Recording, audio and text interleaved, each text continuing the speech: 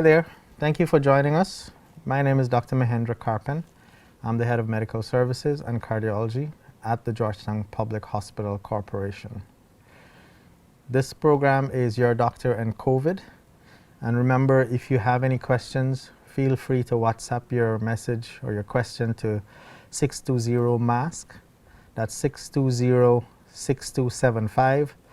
Or email us at docandcovid@gmail.com. That's all lowercase. Today, as usual, I want to start off by showing you how to wear the mask properly. Make sure it covers the nose and the mouth, not just the mouth, and definitely not under the chin. I will take this off because I'm alone right now and there's no one standing or close by within 2 meters of me.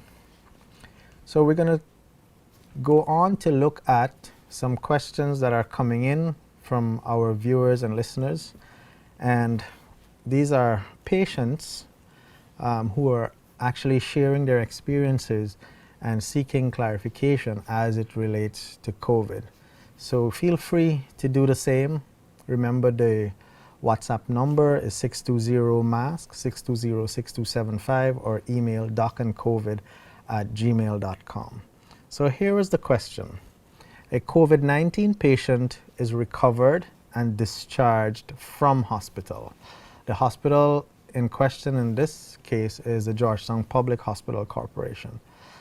10 days after discharge, patient still feels weak and is easily breathless. And I assume it's probably climbing the stairs or walking around the yard that is causing the breathlessness. That is how we define easy breathlessness, when it happens during activities of normal daily living.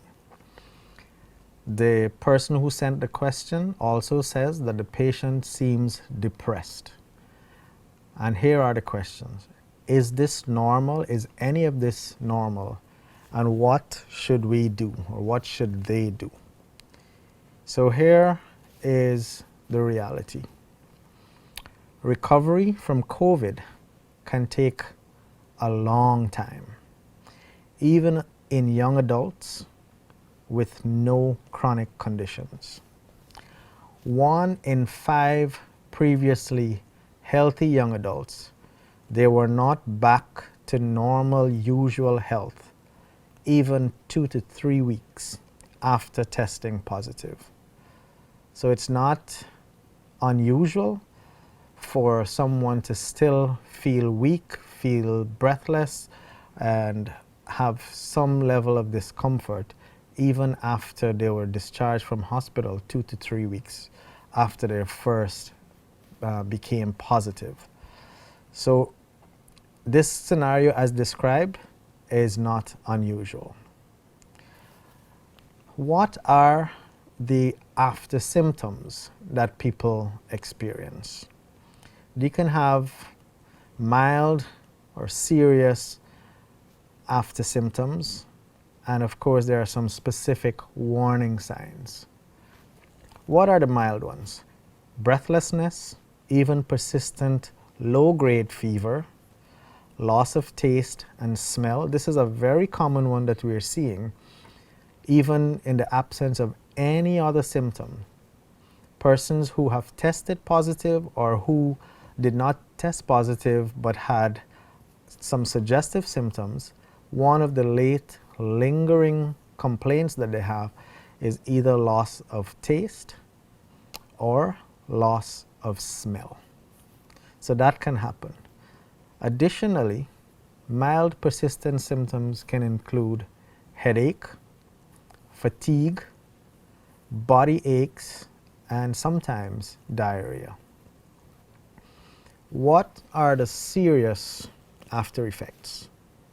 These include things like lung fibrosis, where the air spaces in the lungs are overgrown and taken over by fibers that then restrict movement of oxygen when you breathe in, so it doesn't get into your system and you basically start to have air hunger. Interstitial lung disease is part of the same process. patients can have clots develop in their lungs, and of course they can also have coronary artery disease, either around the time of infection or after they would have been discharged.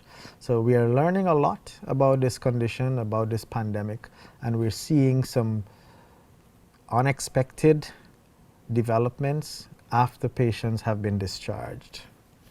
The warning signs that people must be aware of is persisting breathlessness, especially if it's actually worsening and you're finding that you're able to do less and less activity without becoming breathless.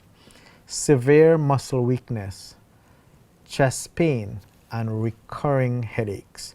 These are all very concerning and warning signs.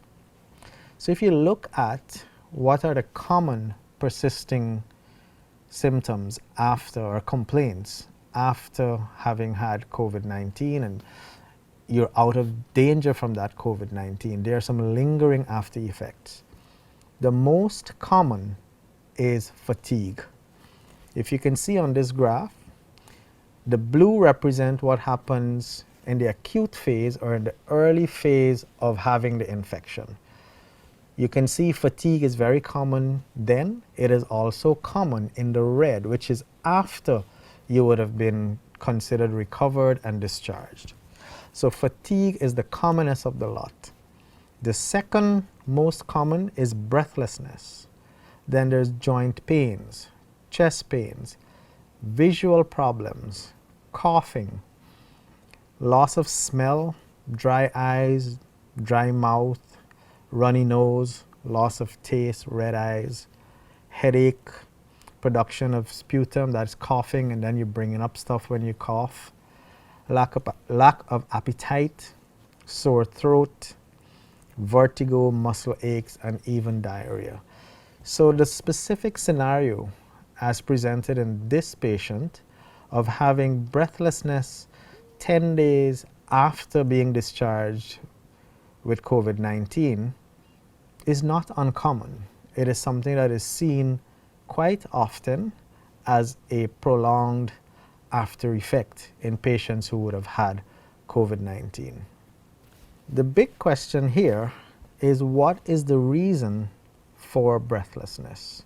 And one cannot assume that every breathlessness in COVID is due to a lung issue that is secondary to COVID, because these patients can still develop all of the other reasons that we normally look for in medicine for patients having shortness of breath.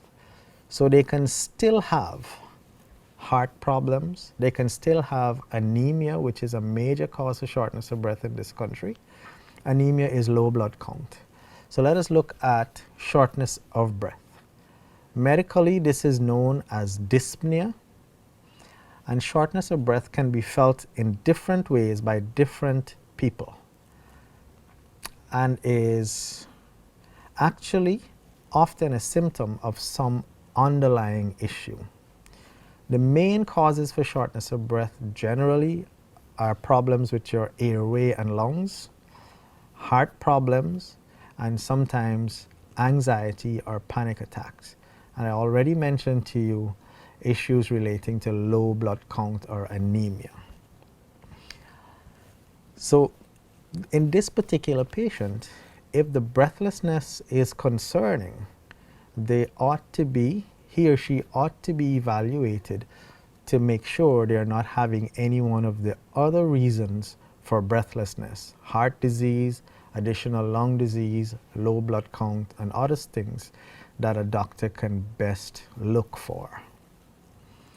So the other emerging issue and the other question raised by this viewer or listener is that the patient seems depressed after being discharged from hospital. And let us look at depression in this population. And we use a lot of statistics from the US because that's one of the things that the US is great at. Looking at statistics, compiling numbers for analysis, and therefore they can better be able to formulate policies. During late June, 40% of US adults reported struggling with mental health or substance use. There was 31% anxiety, depression symptoms, 26% trauma or stressor-related disorder symptoms, a 13% increase in substance abuse, and more than 10% of adults had considered suicide. That's suicidal ideation. That's a very significant effect on mental health in this population. And let us look at another vulnerable group, pregnant women, which is always an indicator. Before the COVID-19 pandemic, depression was seen in about 15% of these patients. During COVID-19, this went up to 40%. That's 2 in 5. Anxiety before COVID-19 was 29%. And during COVID-19, this went up to 72%. That's almost 3 out of 4 pregnant women suffering from anxiety during this period. And you could understand why. Because I could imagine the questions they're asking themselves. What kind of world am I bringing my child into? Will I have a safe delivery? Will the child become exposed and infected in a hospital delivery? What is the outcome of all of these? These are lots of questions that have been circulating, not just in one group, but the entire world have had issues with mental health during this time. Staying home has had tremendous effect on people because we have grown accustomed to socializing outside of our home, socializing at work, after work, with our friends, our families, co-workers, siblings, and these have all been sources of support, and our social interaction network has been good for mental health generally. When you take that away and people are no longer able to do these things, then underlying issues become manifest, and there's a rise in depression, in anxiety, especially in vulnerable people, vulnerable age groups, and this has taken a toll on us. Simple coping strategies. Of course, there's a lot more complex interventions that may be required and can be provided by experts in this field, and we are lucky in this country to have a couple people who are experts at dealing with patients with anxiety and depression, and a lot more experience than I am, certainly. But some of the recommendations that are coming from National Institute of Mental Health is sometimes you just need to take a break from the news. The news can be very depressing, because if all you're seeing is death and mayhem and murder and casualty and catastrophe, that can contribute to mental health stability. Yes, it's one thing to know the truth, of course, but if it has an effect on damaging your mental health, perhaps take a break from it. Make time to unwind. If unwinding means that you read a book in the backyard or you just relax in your hammock, then do that. If it means, for me, relaxing means turning off my phone sometimes. And in some persons, the ring of the phone is a great source of anxiety and stress. I know some doctors have almost post-traumatic stress disorder when their phones or beepers go off, especially doctors in training. Of course, when you're on call, you don't have that luxury. But when you're home and you're with your loved ones and friends and family, perhaps you can take a break. Set goals and priorities, realistic ones, short-term, long-term, intermediate. Some things are within your control and some things are not. So be realistic when you're setting goals. Take care of your body. Try to find time to exercise and eat right. Stay healthy as much as you can. Connect with others. You can speak to a neighbor while maintaining social distance, etc. You can call people on the phone, you can send emails, you can text, and then focus on the facts. Do not get sidetracked and concerned by all the propaganda and wild news and attempts at misleading. These are very important to stay focused, to stay well, and to take care of your mental health. So thank you for joining me today, and I hope that I would have answered the question of the questioner, and I wish you all good luck. Thank you.